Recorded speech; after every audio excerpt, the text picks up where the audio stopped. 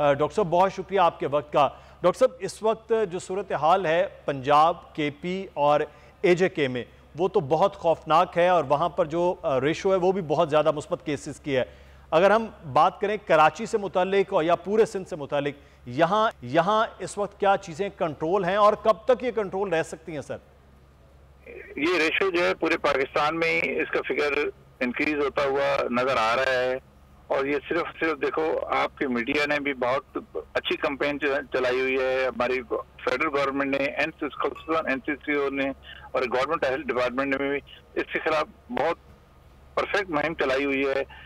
और पब्लिक को चाहिए, देखो कोई भी जंग या कोई भी चीज उस वक्त, चाहे कोई भी सिचुएशन उस वक्त तक काबू नहीं आ सकती है जब तक अवाम का भरपूर इसमें किरदार अदा नहीं करेंगे। तो देखो हर तरफ से हमारे यहाँ से वैक्सीनेशन सेंटर का भी आवाज हो चुका है। मैं एमएस हूँ सर्विसेज हॉस्पिटल का और सिविल सर्जन कराची हूँ, और मैं पाकिस्तान का सबसे बड़ा वैक्सीनेशन सेंटर भी चला चुका हूँ।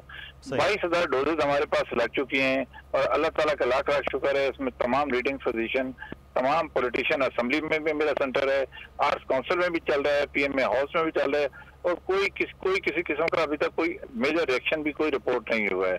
तो आवाम से हमारी अपील है कि एसओपी पे खुदा के लिए एसओपी पे फॉलो करें, अपने नहीं अपने घर वालों के लिए, लोगों के लिए एक नई तरह की मुसीबत ना कंट्रोल करें। सिंध में अभी भी कैपेसिटी है, हमारे हॉस्पिटल सारे के सारे में मतलब वेंटिलेटर सब खाली पड़े हुए हैं। सिंध में वो पोजीशन नहीं है जो केपी पे है, जो पंजाब में।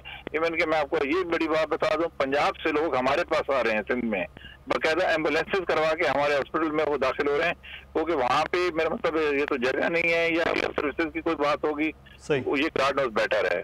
लेकिन सिंध गवर्नमेंट ने मेरा मतलब है और एनसीओसी ने हमें हर तरह से बैक हैंड दिया हुआ है, उन्होंने हम फ्री हैंड दिए और हम काम कर रहे हैं। इस वक्त आपके यहाँ देखो ना, जो एक वेंटिलेटर पे प्राइवेट हॉस्पिटल वाले 2 लाख रुपए लेते हैं, हम फ्री उनको सर्विसेज प्रोवाइड कर रहे हैं आईसीयू और आईडीयू में, दोनों में। और वैक्सीनेशन सेंटर भी अच्छा, वैक्सीनेशन के हवाले से डॉक्टर साहब आप जिस तरह फरमा रहे हैं, वैक्सीनेशन में आप कह रहे हैं रिएक्शन भी उस तरह से नहीं है, लेकिन वैक्सीनेशन जो करवा रहे हैं उनको कुछ लोगों को हो रहा है, तो क्या वैक्सीनेशन के बाद भी एहतियात उसी तरह से मास्क, सोशल डिस्टेंसिंग वो रखना भी जरूरी है? वरना लोग ये है कि वैक्सीनेशन होगी तो लापरवाही होगी।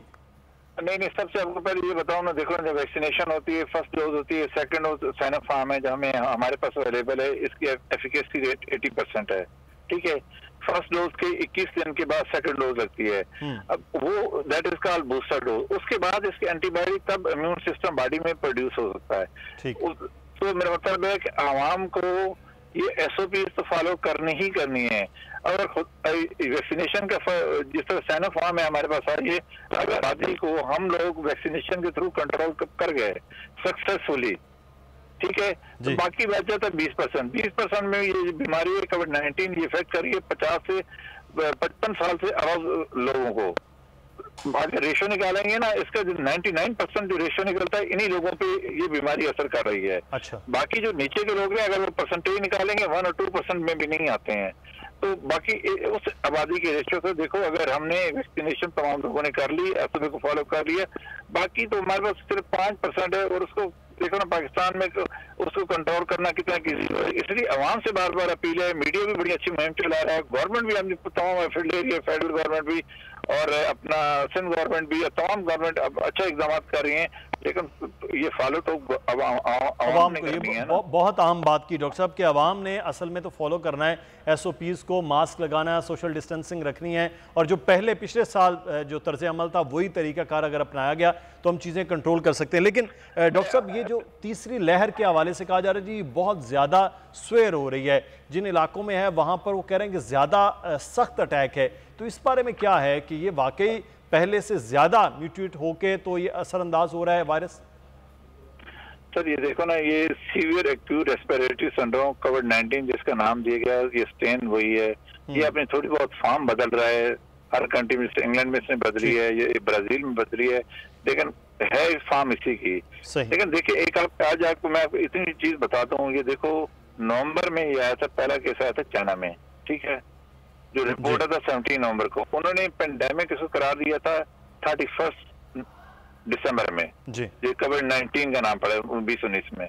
आप मुझे ये बताएं कि चाइना में क्यों नहीं बढ़ी है? अभी भी 5,000 केसेस 7,000 से अभाव नहीं है, ठीक है, मोर्टेलिटी रेट। बाकी उसके साथ ताइवान खड़ा उधर नहीं हुई है, न्यूजीलैंड में नहीं हुई है। जिन जिन कंट्री ने SOP स्ट्रिक्टली फॉलो किए हैं वहां पे क्यों नहीं आती है? वरना ये बाद मुल्कों में क्यों, अमेरिका में, यूरोप में लाखों लोग मरे हैं? SOP तो फॉलो करें ना। सही, बिल्कुल। SOP तो हर बंदे ने खुद फॉलो करनी है, हम तो इंस्ट्रक्शन ही दे सकते हैं। इवन कि हम आपको फ्री इलाज दे रहे हैं, हम आपको जो 2 लाख रुपए पर डे नाइट का खर्चा है वो फ्री में गवर्नमेंट दे रही है।